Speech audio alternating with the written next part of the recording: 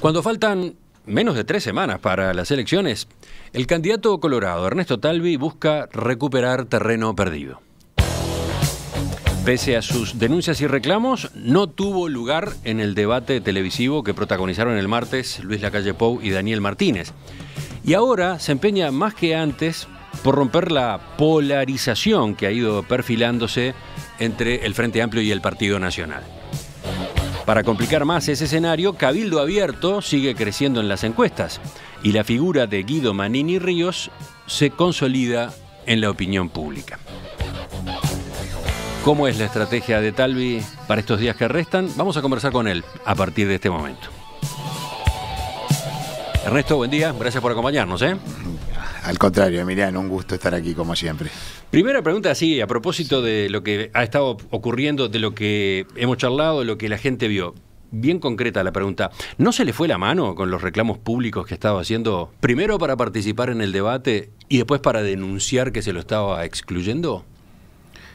Creo que no. Estábamos defendiendo un principio, y es que en una democracia ejemplar como la uruguaya tiene que haber reglas parejas para todos. Y esto no se trataba de una invitación a un programa concreto, en un canal concreto, se trataba de una cadena nacional que involucraba además al canal público, a la radio pública, a TV Ciudad, se lo pregunto porque todas usted las llegó a hablar de repetidoras. proscripción, ¿no? Y la hubo. Un término demasiado fuerte, sobre todo teniendo en cuenta la historia reciente, la dictadura, etcétera, ¿no? Bueno, las palabras tienen la fuerza que tienen dependiendo a qué caso se apliquen. No deja de serlo, no tiene la dimensión ni la importancia que tiene la proscripción que hubo de participación política. Lo que digo es que creo que la gente debió haber tenido la oportunidad, en la medida que esto era por cadena nacional, un mega espectáculo que iba a haber muchísima gente y que iba a ser transmitido por todos los medios. La gente debió haber tenido la oportunidad de ver, escuchar, comparar y elegir. No, el razonamiento lo entiendo. La pregunta es a propósito de cómo usted lo planteó, ¿no? Esa forma de abordar el tema, ¿usted entiende que resultó positiva para su posicionamiento? ¿Por qué lo digo? Obviamente de esa manera usted se metía en la atención de los medios y de las redes, pero al mismo tiempo confirmaba, de hecho, que estaba fuera y que aparecía como un tercero excluido, ¿no? Creo que a todo el mundo le quedó claro que estábamos afuera. Pero el papel de quejoso, por ejemplo, ¿le sirve a usted?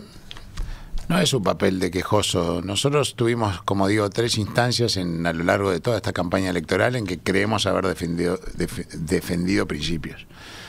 Cuando hablamos de que Sartori no estaba jugando limpio, nos decían que nos estábamos metiendo en la campaña del Partido Nacional y nosotros entendíamos que cuando una persona no juega limpio con nuestra democracia, cuando viola todas las normas habidas y por haber de conducta, entonces, bueno, teníamos que tomar posición.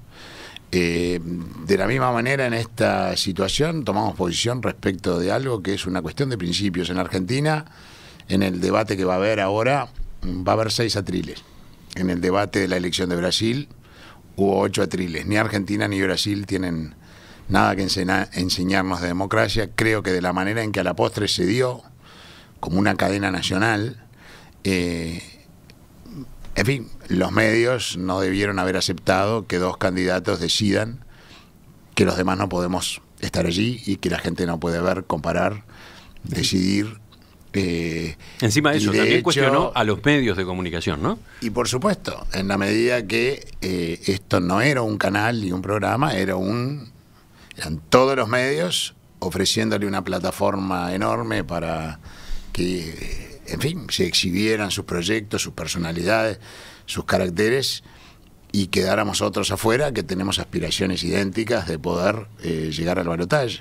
Y de hecho, cuando esto se decidió, el Partido Colorado, de acuerdo a todas las encuestas, estaba en zona de balotaje. Así que realmente creo que fue un error y que creo que fue algo que ojalá no vuelva a ocurrir. En la democracia uruguaya ejemplar tiene que haber reglas parejas para todos.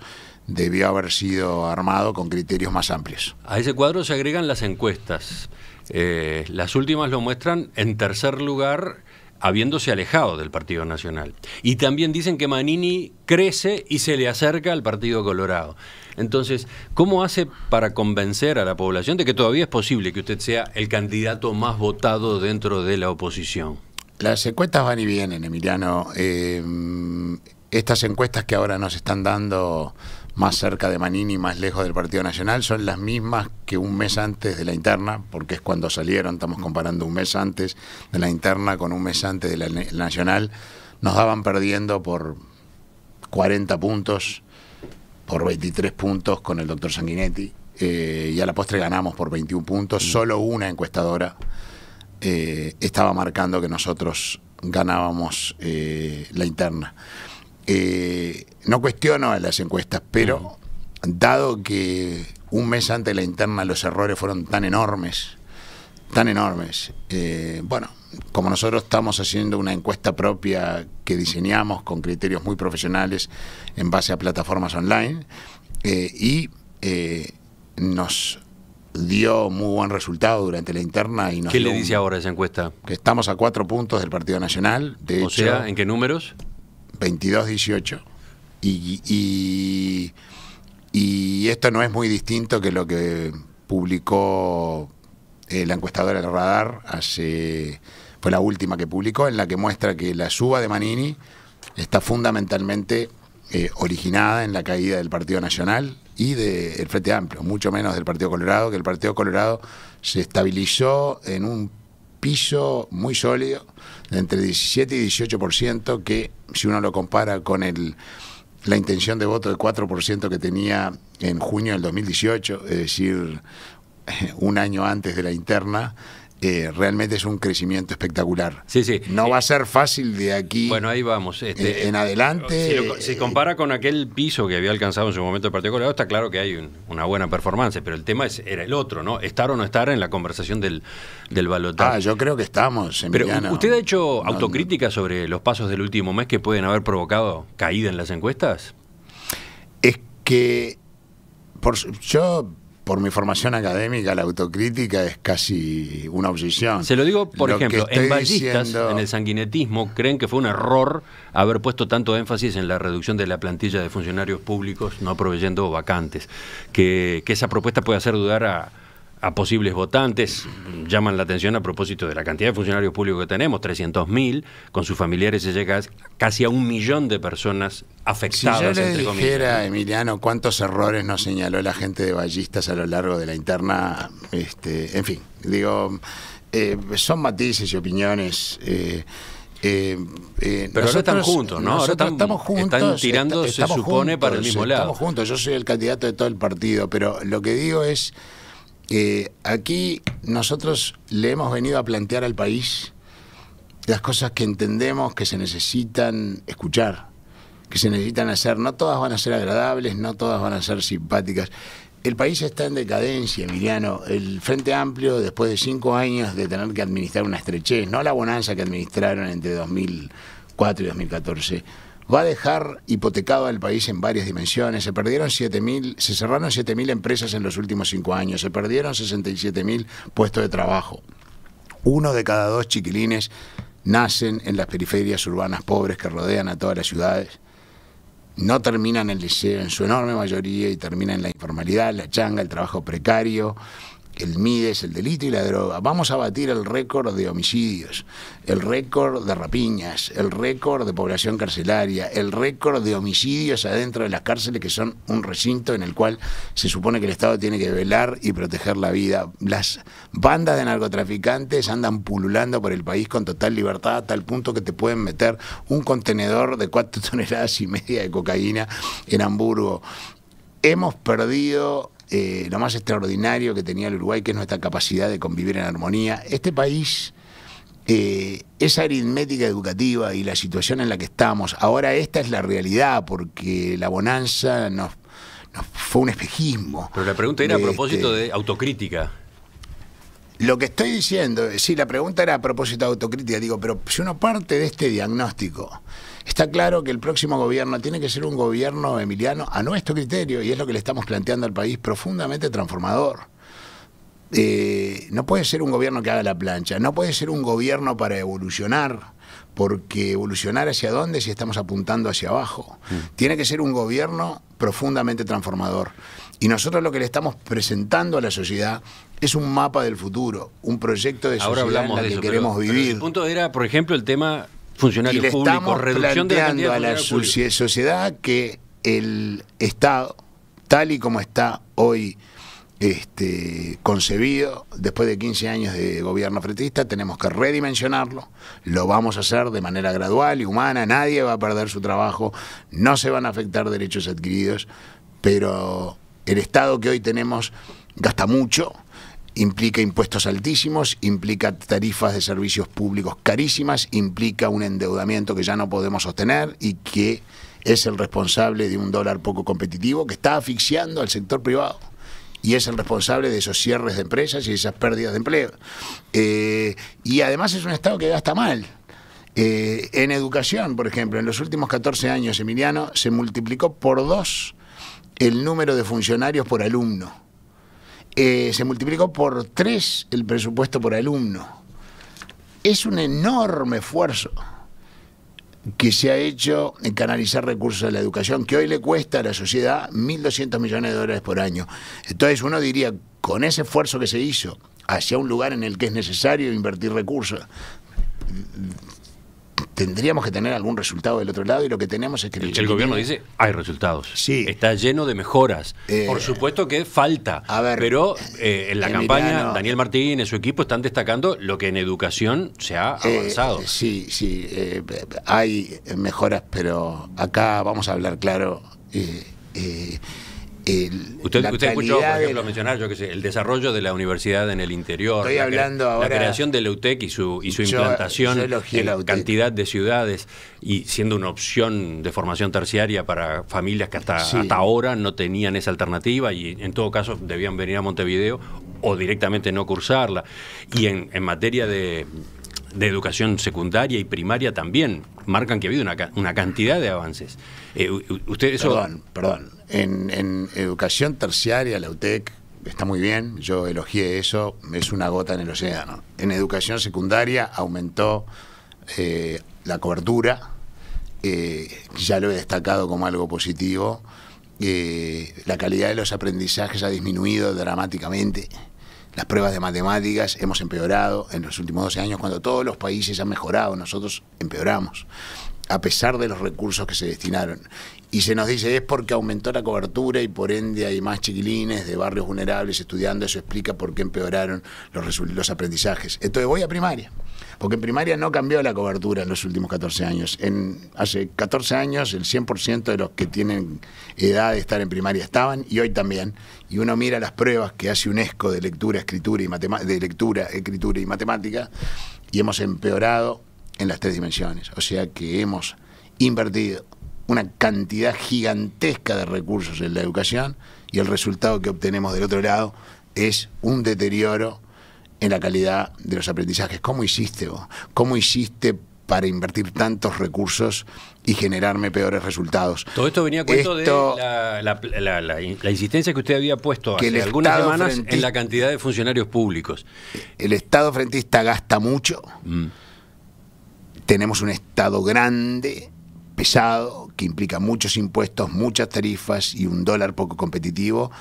Y lo peor de todo es que gastó mal, que hemos gastado un montón de recursos, y del otro lado lo que obtenemos son peores resultados en educación, peores resultados en seguridad, donde el presupuesto también se multiplicó por más de 2 en los últimos 14 años. Entonces, bueno, nosotros vamos a cambiar y eso, vamos a redimensionar y rediseñar el Estado. Vamos a tener un Estado fuerte que cumpla con sus cometidos de educar, de dar buenos servicios de salud, de seguridad, promover la justicia social, pero que no asfixie al sector privado e impida que sea la fuente de dinamismo de la sociedad y de creador de empleos legítimos. No, queremos un Estado... Ese es el marco general frentista, no un Estado ballista. Ese es el marco general de su planteo. La consulta iba a si usted, por ejemplo, a ver, llevado a términos concretos, si usted va a seguir poniendo en el lugar relevante que puso la caída, la necesidad de bajar la cantidad de funcionarios públicos, o va a cuidar un poco ese aspecto? Ya lo dijimos, no vamos a reponer vacantes, Emiliano, a lo largo de los próximos 5 años, sin afectar derechos adquiridos. Pero va a seguir poniendo énfasis en ese tema. Acá estoy poniéndolo el énfasis. Necesitamos no reponer las vacantes que se generen por jubilación y fallecimiento. Eso no afecta a los derechos adquiridos de nadie, de manera de poder reducir la plantilla de funcionarios públicos, porque lamentablemente el país no solo no la puede financiar, sino que no la necesita. Necesitamos pensar en un Estado como el que organizó el modelo que yo estoy tomando y que estudié en Nueva Zelanda. Un Estado que decida cuáles son sus metas y objetivos en cada uno de los programas públicos que haya. Pero ¿qué pasa si algunas de esas vacantes que usted no provee, en realidad había que volver a llenarlas? Las vamos a... Porque se necesitaba para que funcionara de manera eficiente tal o cual servicio, por ejemplo, de educación. Por ejemplo, de educación. Digo, ojalá nosotros hubiéramos tenido el presupuesto que tuvo el Frente Amplio, multiplicar por 3 y multiplicarlo por 3 por alumno y por 2 el número de funcionarios. No se imagina del otro lado los resultados que hubiéramos obtenido. Pero digo, usted por ejemplo está proponiendo crear liceos modelos, 136 liceos modelos. Ahí va a necesitar cargos. Entonces, ¿cómo hace si al mismo tiempo dice no voy a proveer vacantes? Mire, Emiliano, eso es a nivel del Estado en su globalidad. Nosotros necesitamos no reponer vacantes para reducir, sin afectar derechos adquiridos, gradualmente, humanamente, el número de funcionarios, que es excesivo. Entraron 50.000 en la administración anterior y, como digo, los resultados no nos acompañaron. Donde haya necesidad de que haya 10, no va a haber 50. Donde haya programas que no anden y que no cumplen ningún propósito, no va a haber nadie. Donde haya necesidad de que haya 120, no va a haber 100. Pero ese trabajo de reasignación horizontal se puede hacer, es lo que tenemos que hacer para tener un Estado fuerte, que cumpla con sus cometidos, pero que no asfixie al sector privado. Queremos queremos generar mejores servicios del Estado a menos costo. Es perfectamente posible hacerlo. Pero entonces no es correcto que no se va a proveer ninguna de las vacantes. No vamos a proveer vacantes a nivel general. Si en la educación se precisan algunas de las vacantes que se generan, reponerlas, entonces tenemos 22.000 contratos que vencen por año, que se pueden reasignar de donde menos se precisan hacia donde más se precisan. Hay todo un trabajo de cirugía fina que se puede perfectamente hacer para tener un Estado fuerte que no asfixie a la actividad privada y le permita crear empleo legítimo. Por eso digo, queremos un Estado ballista, no un Estado frentista. Una cosa son los cargos que quedan vacantes por jubilación, renuncia, fallecimiento. Sí. Ahí es donde usted dice no vamos a reponer. No vamos a Ahora reponer, pero aparte están las otras variaciones que se producen en la plantilla, por ejemplo, por el lado de contratos. Los contratos ayudan a poder reasignar de un lado para el otro, porque si a mí me vence un contrato de un consultor en el BRO, y yo con eso contrato 3 profesores. Ya continuamos, ya seguimos analizando el posicionamiento de Ernesto Talvi para estas últimas 3 semanas de campaña electoral. Volvemos a la entrevista central, volvemos al diálogo con el economista Ernesto Talvi, ex director académico de Ceres, líder de Ciudadanos, una nueva agrupación en el Partido Colorado, y ahora candidato a la presidencia de la República por ese partido. Ernesto, a raíz del debate en el que usted no participó, está jugando muy fuerte a romper la polarización, se lo ve en ese empeño. En particular está dedicado a aclarar que no se siente representado por la calle Pou. Por ejemplo, me llamó la atención ayer en la entrevista con el diario El País, fue terminante, dijo que no se siente representado por la calle Pou en ningún sentido y bajo ningún concepto. Somos muy distintos en nuestros estilos de liderazgo, nuestro proyecto es distinto, nuestro proyecto es un mapa de futuro. Vuelvo a la pregunta a propósito de riesgos. ¿No es muy riesgosa esa diferenciación extrema? No es extrema, Emiliano. Simplemente que si hubiéramos podido participar en el debate, hubiera quedado claro para la ciudadanía de que la calle Pou y yo no somos lo mismo. Somos candidatos de distintos partidos con distinta trayectoria, distinta historia, con distintos proyectos de país, con distintos elencos políticos, técnicos, profesionales y con un distinto estilo de liderazgo.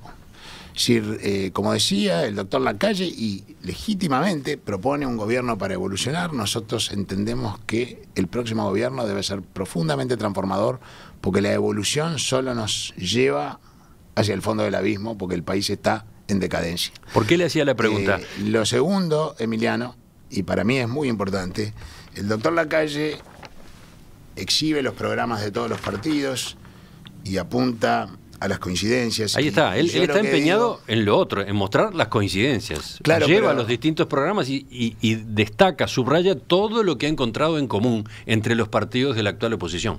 Mire, entonces, yo lo que digo es que todo lo que ha encontrado de bueno, más que en común, en las propuestas de otros partidos. Y yo lo que digo es que un programa de gobierno no se arma como una colcha de retazos. Pero ustedes van a tener que negociar cuando sean coalición. Uno primero define un proyecto de país, define la sociedad en la que quiere vivir, el rumbo y el destino que quiere tomar, y luego articula las políticas y las propuestas de manera tal de que nos lleven a ese rumbo.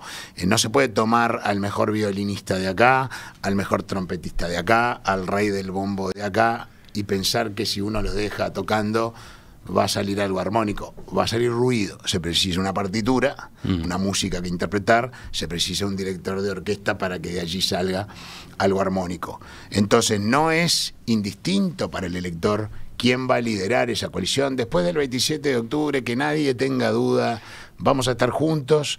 Pero no termina dándole argumentos a la campaña del Frente Amplio. Se lo digo porque dirigentes del Frente Amplio están ocupados en mostrar que si triunfan usted o Lacalle Pou, les va a resultar muy difícil armar una coalición de gobierno porque los partidos de la actual oposición tienen demasiadas discrepancias. Nos va a resultar enormemente más fácil que lo que le va a resultar a una fuerza política en donde algunos opinan que Venezuela y Cuba son democracias pintorescas, originales, formas alternativas de organizar la democracia, y otros que hoy dicen tardíamente que es una dictadura. Así que las diferencias que puede haber o matices entre Luis Lacalle y yo son un juego de niños comparado con las diferencias que hay en la fuerza política del Frente Amplio, y con la pérdida de peso político del contador Astori y de su fuerza política, que ha sido el capitán de la moderación, el que vacunó al Frente Amplio contra los delirios kirchneristas y chavistas. Yo no sé muy bien con el MPP y el Partido Comunista, que siempre han tenido mucha fuerza en el Frente Amplio, sin el contrapeso de Astori. Yo no sé. Daniel Martínez, como líder, ¿no representa una corriente similar a la de Daniel Astori, Martínez justamente? la representa. Imagínese si el MPP y el Partido Comunista pudieron paralizar al doctor Vázquez, pudieron imponer su agenda, nada más ni nada menos que estando el doctor Vázquez y el contador Astori, dos figuras de enorme peso. Imagínense lo que puede ocurrir con un gobierno de Daniel Martínez que ni siquiera controla su propio Partido Socialista, en donde el ala ortodoxa del partido triunfó y tiene más cercanía con el MPP y el Partido Comunista que con el propio Martínez. Yo creo que acá no hay que confundir las aguas. Hasta el 27 de octubre, con el doctor Lacalle, con quien tengo una relación personal excelente, con quien nos llevamos bien, tenemos matices y diferencias. Como no las pude exhibir en el debate, ahora tengo que plantearlas, porque me hubiera gustado poder exhibirlas en el debate, porque estamos compitiendo hasta el 27 de octubre por liderar la coalición. Después del 27 de octubre nos van a convocar a todos. Estábamos Peñarol Nacional compitiendo por la Copa Uruguaya. Después del 27 de octubre, a los jugadores de Peñarol y Nacional nos van a convocar a la selección uruguaya.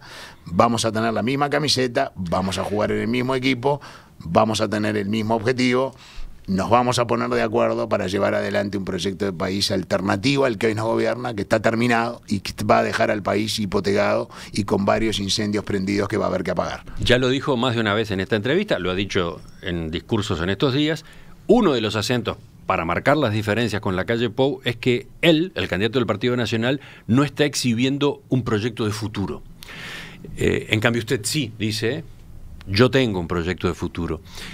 ¿A qué se refiere con el proyecto de futuro? ¿A esa idea del pequeño país modelo esa frase que usted utiliza citando a su vez a Valle de Ordóñez? Un pequeño país modelo es un concepto, una idea, es sí, que para que la ciudadanía, transmitirle a la ciudadanía la idea de que tiene que haber un sueño previo, una concepción de sociedad como la que tenía Valle de Ordóñez en aquel momento, cuando vivía en Europa, en 1908 escribía "Sueño con volver al Uruguay y construir un pequeño país modelo".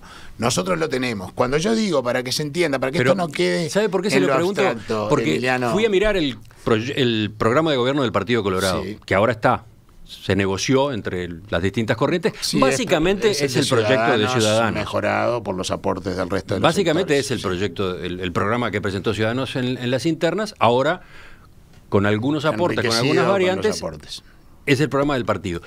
Pero no está descrito ese pequeño país modelo, ese proyecto de futuro, no está. Usted lo menciona en la introducción del libro, pero después no hay un capítulo dedicado a exponer las características del país modelo. Es que si uno lee todo ese programa, son como piezas de un puzzle que uno va armando, porque cada cosa se hizo con el cuidado de que cuando esas piezas se arman, uno termina viendo la imagen. Pero, por ejemplo, teniendo en cuenta Emiliano, la importancia que le asigna a este factor, yo esperaba encontrar en el primer capítulo del programa la descripción de ese país modelo, con ese resumen que usted dice que surge después de leerlo completo.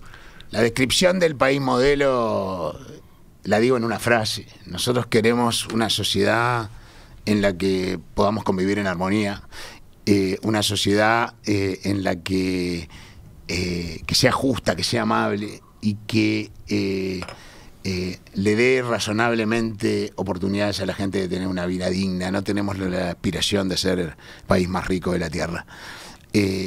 Pero este ejemplo y otros, para ver cómo están articuladas esas cosas. Cuando nosotros decimos que vamos a poner al campo de pie, porque es el motor de la economía, porque el 65% de los ingresos que se generan en la economía empiezan en algo que crece en el campo, se cría en el campo, para volver a reactivar la economía y generar empleos. Cuando decimos que vamos a apostar como punta de lanza del desarrollo, estratégicamente a incorporarle genética, tecnología, ecología, a ese vergel, a ese tesoro sobre el que estamos sentados, que es la última pastura natural del hemisferio sur. Campo uruguayo puede producir cosas extraordinarias que no se pueden producir en ninguna parte del mundo, diferenciadas, sofisticadas, que se pagan a precio de oro en los mercados más exigentes. Cuando decimos eso, no solamente tenemos una estrategia económica de reactivación para generar empleo y para potenciar el desarrollo, Emiliano, también tenemos un modelo de sociedad. ¿Por qué? Porque queremos que la familia rural se quede en el campo, queremos que la gente se quede en el interior, queremos generar un desarrollo armónico a lo largo y ancho de toda la República, y eso lo único que lo puede producir es el campo. Tenemos una red productiva, que es nuestro petróleo, color verde, desplegada a lo largo y ancho del país, y eso construye entramado social, construye valores. Somos, primero y antes que nada, créamelo, Emiliano, un país de granjeros, de agricultores, de productores, agropecuarios, agroexportador. Nueva Zelanda lo tuvo claro. Es el modelo que estoy tomando para adaptar. Usted Nueva menciona Zelanda con frecuencia a Nueva Zelanda y a Chile. A Chile lo menciono por dos cosas. ¿Cómo encaja en este cuadro que digo usted está esto de describiendo? Nueva Zelanda y ahora voy a lo de Chile. Nueva Zelanda es un país turístico porque es hermoso, logístico, tecnológico y cultural porque es muy desarrollado, pero primero y antes que nada es un país de granjeros, agricultores y productores. Lo tienen claro, agropecuario y agroexportador. Eso es el futuro que yo veo para el Uruguay, un país que aprovecha ese vergel para producir cosas extraordinarias, ecológicas, orgánicas, que es lo que el mundo hoy valora y paga a precios de oro. De Chile estoy tomando dos ejemplos exclusivamente porque es lo que me gusta, así como de Suecia estudiamos cómo reintegran y reeducan a las personas privadas de libertad y logran que 90 de cada 100 no reincidan en el delito y tienen que cerrar cárceles porque se están quedando sin presos. En Chile hay dos cosas que admiramos y las dos cosas fueron hechas por gobiernos socialistas.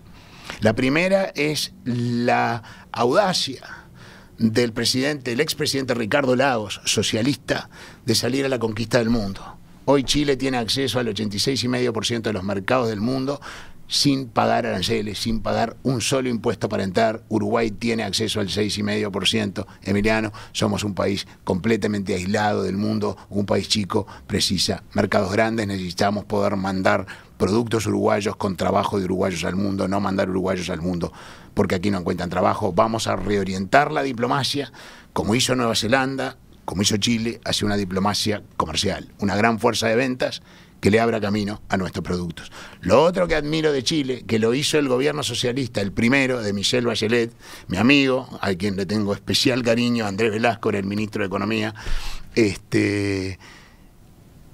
votaron una ley de responsabilidad fiscal que hace que los gobiernos puedan ahorrar en tiempo de vacas gordas. ¿Por qué? Porque se le impone al Poder Ejecutivo cuánto puede gastar por año. Y luego, cuando vienen los tiempos de vacas flacas, que es lo que nos pasó a nosotros y a Chile, después del 2014, entonces no tener que andar zozobrando porque se nos abre un boquete fiscal, subiendo impuestos, subiendo tarifas para taparlo, y como no llegamos a fin de mes endeudándonos y generando un dólar poco competitivo. A Chile no le pasa nada de eso. Chile, como ahorró en tiempo de vacas gordas, porque no gastó los recursos con los que no iba a poder contar en el futuro, algo completamente elemental, pero muy difícil de hacer. Lo hace Noruega, lo hace Chile, lo está empezando a hacer Perú, pero muy pocos otros. Hoy Chile puede darse el lujo de bajar impuestos en tiempos de más debilidad económica, puede dar el lujo de abaratar tarifas de los servicios públicos, se puede dar el lujo de promover la inversión pública, se puede dar el lujo de no tener que endeudarse y por ende no generar un dólar poco competitivo. Las dos cosas que estamos poniendo de Chile, después la gente exagera, miente, porque las redes son tribuneras. Nosotros no admiramos el sistema educativo chileno. Porque cuando usted menciona Chile, enseguida le saltan las críticas a lo que en Chile se ha hecho en materia de educación, ¿no? Y es justamente... Y en especial a nivel universitario, por ejemplo. A nivel universitario, nosotros estamos promoviendo una defensa acérrima y una transformación integral de nuestra educación pública. Yo creo en la educación pública, yo creo en lo público. Y creo en lo público por algo que es filosófico, es decir, cuando los servicios públicos son de buena calidad, la educación, la salud, las bibliotecas, los espacios de esparcimiento, nos permiten que todos podamos compartir esos espacios y sentirnos parte de la comunidad. Yo lo veo en España, mi esposa es española, mi hijo ahora vive en España, él va a la universidad pública, va a la biblioteca pública a estudiar, se atiende en la salud pública, usa el transporte público, va de esparcimiento a los espacios públicos, allí convive con gente que viene de todos los orígenes y realmente uno se siente cuando dignifica lo público, que es parte de una comunidad, que es parte de una misma comunidad. Es un gran surcidor, es un gran constructor de tejido social. Yo creo en lo público y por ende no me gusta el modelo chileno de educación. Quiero, y a eso apuntamos, una reforma integral que permita transformar de nuevo a la educación pública uruguaya en el orgullo del país y en el gran igualador de oportunidades. Ya volvemos, hay más preguntas para el economista Ernesto Talvi en la entrevista central de hoy.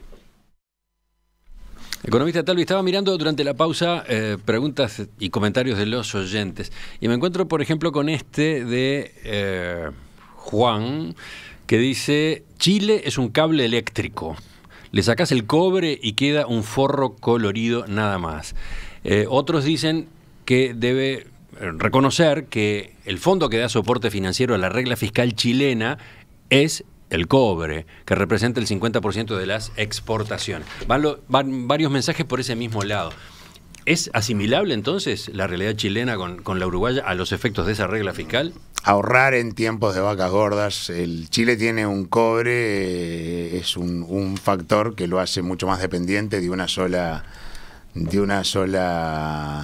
materia prima, llamémosle. Nuestro cobre es la soja, la carne, la lana, la leche, el arroz. La soja valía $600 de tonelada en el 2013-2014, ahora vale la mitad. La leche valía 50 centavos de dólar el litro, ahora vale 29. El arroz valía 270 dólares la tonelada, ahora vale 190.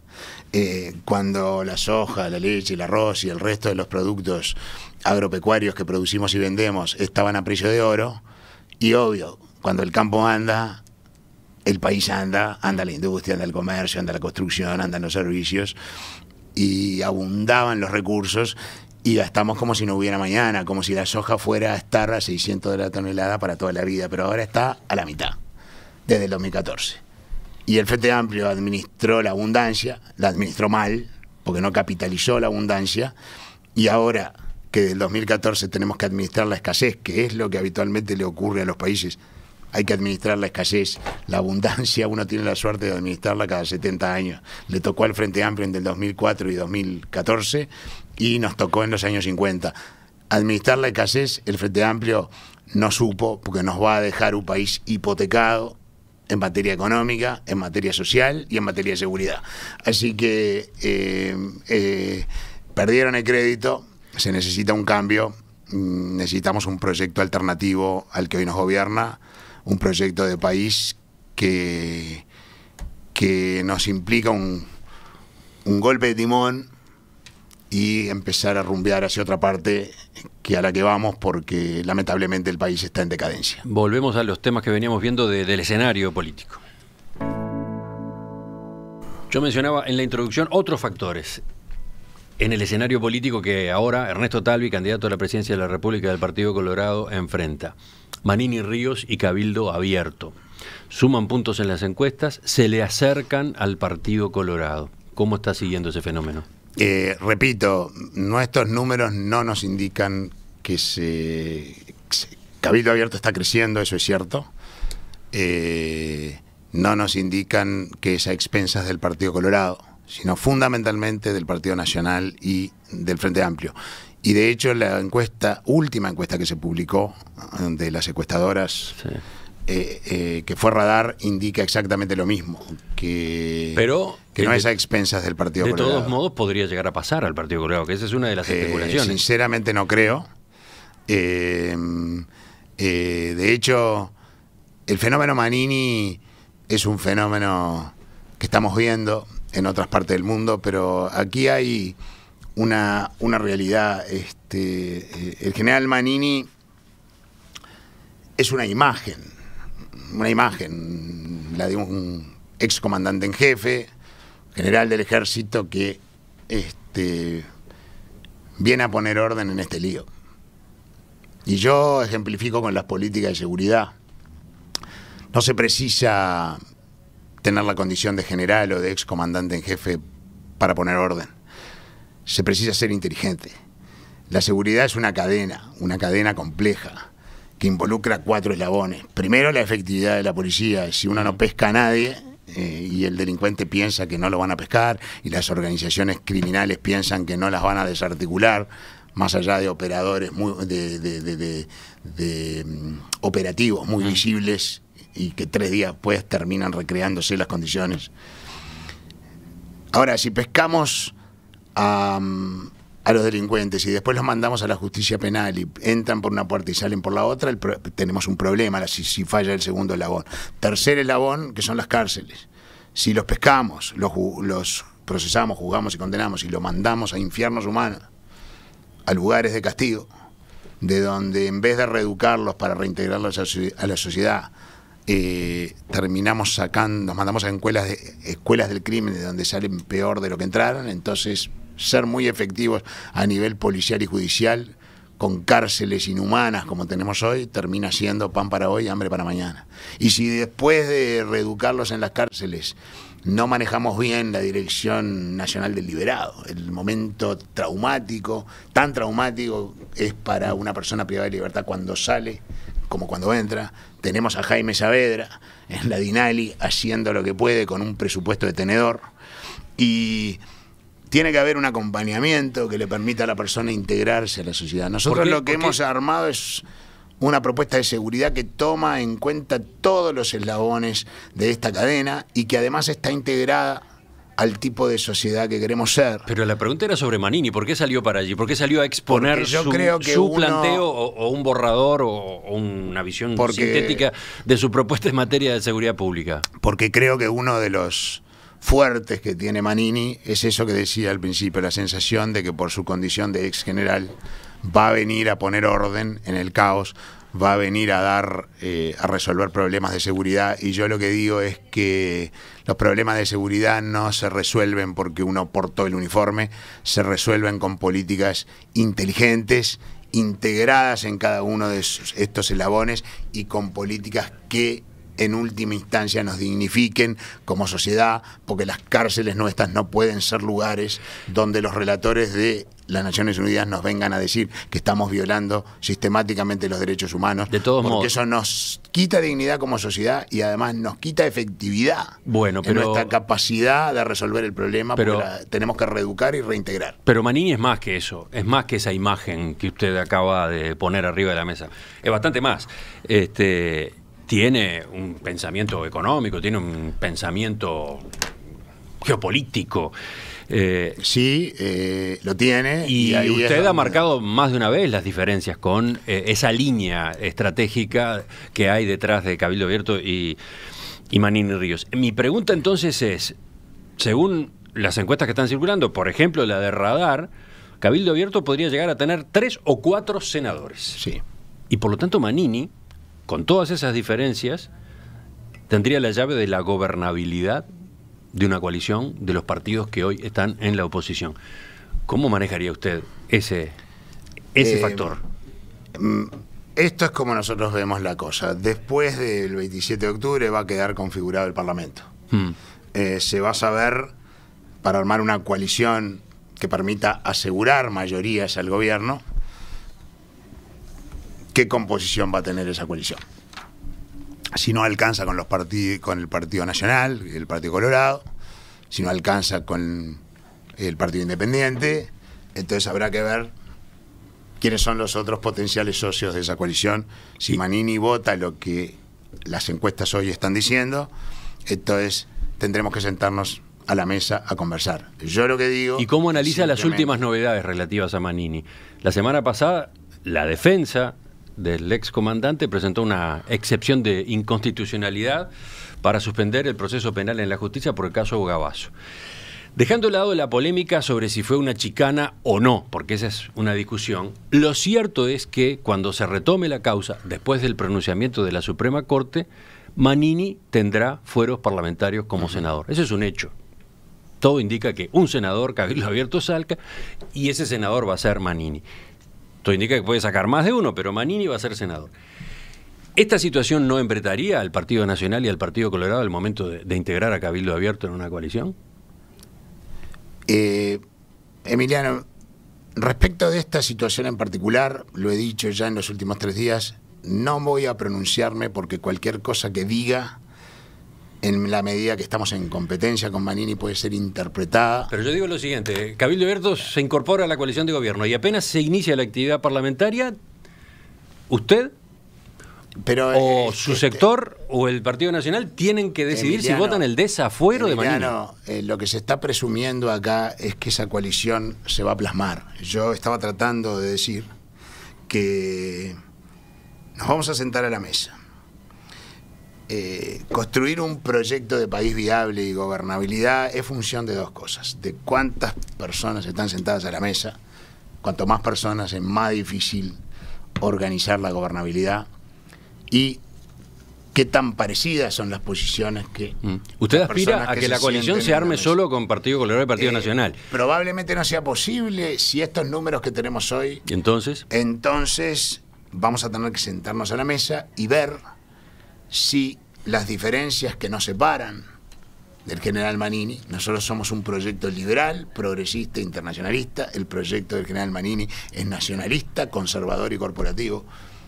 Tenemos diferencias muy importantes. Hay que ver si hay una coalición posible o si no la hay. Y si no la hay, tendremos que hacer lo que hizo Pedro Sánchez en España, un gobierno de minoría en donde tengamos que buscar acuerdos puntuales para cada una de las decisiones que tengamos que tomar. Es otra de las posibilidades. Ahora, el manejo que Manini ha hecho del caso Gavazo y su forma de encarar esta audiencia que tenía en la justicia el jueves pasado, ¿no siente un precedente que ya defina algo con respecto a la relación futura con Manini? Nosotros opinamos en su momento sobre cómo se manejó el caso Gavazo y dijimos en una de nuestras audiciones semanales que el general Manini iba a tener muchas explicaciones que darle a la ciudadanía, y es todo lo que voy a decir. No quiero entrar en esto porque cualquier cosa que diga va a ser interpretada políticamente para sacar una ventaja electoral. No, yo le estoy pidiendo consideraciones políticas. Bueno, ya digo las que ya dije. La gente puede ir a nuestras audiciones para que vean lo que dijimos de este caso Gavazo repudiable, y cómo se procesó. Está la opinión registrada en nuestra audiencia y lo que opinamos al respecto en aquel momento. No es fácil, Emiliano, pero tampoco subestimemos la capacidad de construir acuerdos colectivos. No es fácil, usted acaba de decir que no es fácil. Y el escenario se complicó en ese sentido. Para el Frente Amplio tampoco convivir, como digo, con dos visiones de la sociedad tan distintas, las que admiran a Cuba y a Venezuela y las que piensan que Cuba y Venezuela son dictaduras, conviven. Y no, yo entiendo eso, pero le estaba preguntando por lo que usted y ustedes van a tener que manejar del otro lado del tablero, ¿no? La realidad es que a la luz de las diferencias de proyecto de país y a la luz de estas posibles complicaciones, no va a ser fácil. Nada en la vida política es fácil. Las construcciones colectivas no son fáciles. Lo que yo sí le digo al ciudadano con toda claridad: nosotros no vamos a sacrificar el proyecto de país en aras de incorporar a quienes ven las cosas de una manera probablemente muy diferente. Si uno gana la elección, la identidad de la impronta se la tiene que dar el partido y el proyecto que fue electo mayoritariamente por la ciudadanía. Y ese proyecto es un compromiso frente a la ciudadanía que, más allá de que naturalmente la política es una construcción colectiva, no puede ser sacrificado simplemente en aras de una construcción colectiva que en algunos casos puede llegar a ser inviable. Economista Ernesto Tapia, le agradezco que nos haya acompañado esta mañana. Gracias a ustedes. Hasta la próxima.